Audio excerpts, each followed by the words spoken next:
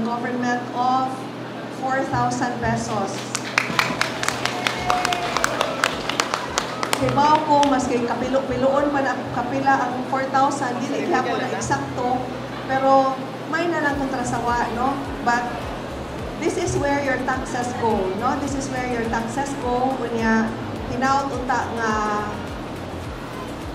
inyo nang maigo-igo or mapuno-puno sa inyong mga panggasto-gasto. Paano na second priority na lang na ang pangita o bag-o nga kapares kung nangita pa mo.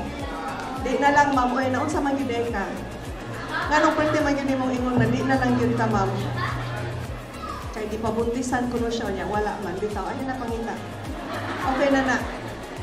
Lang inyong, tando sa siya, mao, naon sa man sa ka, sa man sa itabot mo, wala. Aso lang mo lagi. Nganong pwede man sa yun mo ingon na bitaw, sakto, ma'am, di na yun. Na nagyuday uban diri nga, laom-laom na yun ang samad. Isas kamot, mga laom na o samad, nga mo ingon yun, na di na yun ko. So, pilara mo kalugas ang tanan. Gusto pa, oh?